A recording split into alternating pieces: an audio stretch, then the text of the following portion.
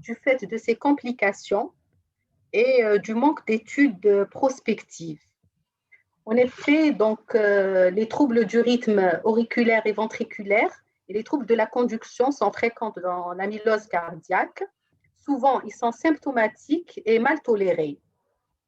Et donc, il faut savoir que l'amylose cardiaque, elle est due à des dépôts fibrillaires extracellulaires au niveau du cœur, responsables de cardiomyopathie restrictive. On observe deux types, les amyloses à transthyrétine et les amyloses à chaîne légère. Les amyloses à transthyrétine, on en distingue deux, donc les héréditaires et les amyloses à transthyrétine séniles. Alors, les complications de ces amyloses rythmiques, surtout, on observe la fibrillation auriculaire qui représente plus de 70% des cas se voit plus de 70% dans l'amylose, les arythmies ventriculaires qui posent un problème d'implantation de ICD, les troubles de la conduction qui entraînent donc une indication à la stimulation permanente. On observe aussi une des complications importantes, c'est les complications thromboemboliques et les AVC, les strokes, surtout quand ils sont associés à la fibrillation auriculaire. Les mécanismes des arythmies, ils sont multifactoriels, donc dus au dépôt fibrillaire et à l'infiltration du myocarde, responsable donc des hypertrophies, de l'altération de la relaxation, du remplissage restrictif, de l'augmentation des pressions de remplissage, de la dilatation atriale, de la fibrose et le remodelage. Alors, dans la prévalence de la F1, de la fibrillation auriculaire dans l'amylose, elle est très disparate. Donc, on voit que cette prévalence, elle varie de 8% jusqu'à 40, 60, voire 60%. Deux études qui ont enrôlé plus de 200 patients. Pourquoi ça ne passe pas? Voilà, donc celle-là, c'est l'étude de Langui et l'étude de Santis qui retrouvent donc une prévalence de FA de 15 à 44%. Et ces FA sembleraient être plus fréquentes pour les amyloses à transthyrétine séniles. Il faut savoir que le risque d'AVC et le risque de thromboembolique dans l'amylose est très fréquent, même en présence d'un rythme sinusal. Donc, on pense que cette pathologie, elle est thrombogène, même lorsque le rythme il est sinusal. Il y a eu M. Donnellan qui ne retrouve pas justement d'association entre le score de Schatz-Vasque et les thrombus de l'auricule gauche. Il retrouve justement 30% de thrombus intra-OG avant la cardioversion et 88% de thrombie avant, même après 3 semaines d'anticoagulation. Monsieur Elam retrouve aussi 46% de thrombie intracardiaque malgré une anticoagulation de plus de 3 semaines avec des troubles du rythme de moins de 48 heures. Alors, ce tableau représente donc l'incidence des thrombies intracardiaques retrouvées dans 15 à 30% des cas. Souvent, les thrombies ils peuvent être multiples et sans justement grande différence entre les différents types d'amylose. Et donc, les experts, comme il y a peu d'études et les échantillons sont réduits, les experts préconisent d'anticoaguler les amyloses avec FA, quel que soit le score de Schatz-Vasque. Et une ETO doit être pratiquée systématiquement avant une cardioversion. Les études donc, ne permettent pas, il n'y a pas d'études prospectives qui permettent de dire que telle ou telle molécule anticoagulante, héparine ou AVK ou NACO, nouveaux anticoagulants, sont les plus efficaces. L'un ou l'autre est plus efficace dans l'amylose cardiaque. Donc, en l'absence de ces recommandations, l'anticoagulant préconisé obéit aux guidelines de la fibrillation auriculaire tout court. Alors, le contrôle de la fréquence cardiaque dans l'amylose, il faut savoir que la fréquence cardiaque rapide, elle est importante dans l'amylose. Elle permet de maintenir le rythme, le débit cardiaque, surtout que le volume d'éjection systolique, il est réduit quand il y a une amylose.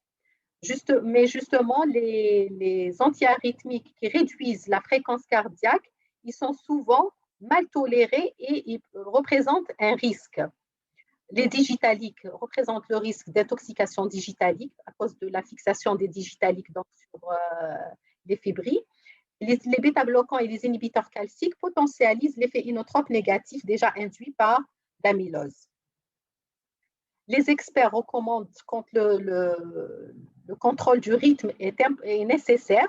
Ils préconisent d'utiliser de faibles doses et avec un monitoring hémodynamique fréquent. En cas d'utilisation de la digoxine, ils préconisent une digoxinémie, dosage de la digoxinémie fréquent avec des dosages des électrolytes et de la fonction rénale. Lorsque la FA est réfractaire, donc elle reste rapide, l'ablation d'une EAV avec mise en place d'une stimulation permanente pacemaker est indiquée. Pour le contrôle du rythme, il est préférable dans l'amylose, surtout que donc, les digitaliques, les bêta-bloquants et les inhibiteurs calciques ne sont pas bien tolérés. Et la FA aussi n'est pas bien tolérée dans l'amylose. On préconise le contrôle du rythme et l'antiarythmique le plus utilisé, c'est l'amiodarone. Elle paraît être la mieux tolérée. Cependant, il n'y a pas, M. Mills ne retrouve pas de bénéfice sur la mortalité en utilisant l'amiodarone ou le sotalol ou d'ofétilide ou la propafénone par rapport au contrôle de la fréquence cardiaque. La cardioversion électrique peut être adoptée et représente une bonne alternative, mais seulement les succès et les récurrences sont très variables. Il y a eu plusieurs études. Donc, il y a des études, grosso modo, pensent que le succès primaire, ils sont fréquents, mais le succès, les risques de récidive tardive sont plus fréquents par rapport au groupe contrôle sans amylose. En conclusion, pardon? En conclusion pour la cardioversion électrique, la présence des thrombie intracardiaques, elle est élevée dans l'amylose, donc le traitement anticoagulant doit être utilisé quel que soit le score. Le TO doit être pratiqué pour toute cardioversion électrique et la fréquence de cardioversion électrique, il est similaire dans les groupes, dans le groupe contrôle, et les récurrences à long terme sont plus fréquentes dans le groupe amylose. L'ablation, on a peu de données sur sa sécurité et son efficacité, mais il y a des études qui pensent que l'ablation pourrait être une bonne alternative. Par exemple, il y a des études là qui pensent que sur un centre d'expérience, donc un centre unique où il y a eu 13 ablations pour arythmie atriale et 13 de nœuds AV chez les patients avec amylose cardiaque, il y a eu le risque de récidive à 1 an était de 75% et à 3 ans de 60%. Donc là, on voit que l'ablation peut apporter quelque chose, mais les résultats restent un peu toujours à discuter. Une autre étude de Donnellan qui retrouve donc avec l'ablation, on trouve que les récurrences sont plus ou moins fréquentes, mais l'ablation dans l'amylose entraîne moins de décès et moins d'hospitalisation pour insuffisance cardiaque ou arythmie quand l'ablation est comparée au traitement médical antiarythmique. Les arythmies ventriculaires elles sont fréquentes aussi dans l'amylose et elles ont une valeur pronostique. Surtout, donc, elles sont responsables de la mort subite et la moitié des amyloses décèdent de mort subite. Au début des arythmies, au début de la pathologie de la maladie, les arythmies ventriculaires sont plutôt des ESV, mais quand ils sont monitorés au stade avancé, c'est plutôt des NSVT, des tachycardies ventriculaires non soutenues et des TV soutenues. Alors, il y a une étude de VAR qui retrouve donc des TV soutenus dans 19% des cas et des TV non soutenus dans 74% des cas. 6 patients implantés de ICD qui avaient tous des NSVT ont eu des chocs appropriés. Donc, tous implantés ont eu des chocs appropriés. Ils considèrent que les NSVT représentent un critère de sélection des patients pour le ICD. Mais seulement, il faut d'autres études pour considérer l'implantation de ICD.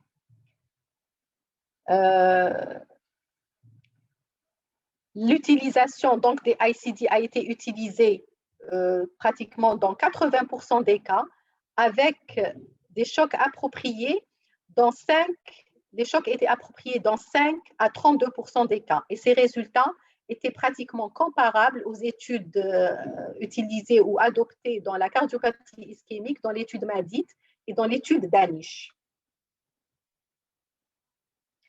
En 2015, l'ESC suggère qu'il n'indique pas le ICD en prévention primaire. Par contre, il est proposé en prévention secondaire en classe 2A, niveau d'évidence C, dans les amyloses à transthyrétine héréditaire et les amyloses à chaîne légère, lorsque l'espérance de vie, bien sûr, elle est supérieure à 1 an.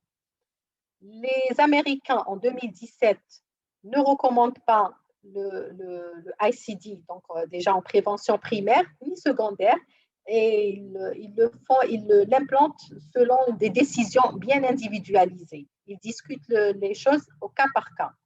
Et les deux, ils sont d'accord de ne pas implanter la prévention primaire et secondaire lorsque l'espérance de vie elle est inférieure à 1 an. Alors, les troubles de la conduction sont aussi fréquents, et surtout les troubles de la conduction auriculo-ventriculaire et qui intéressent le hyperkiné. Les maladies du nœud sinusal sont plus rares.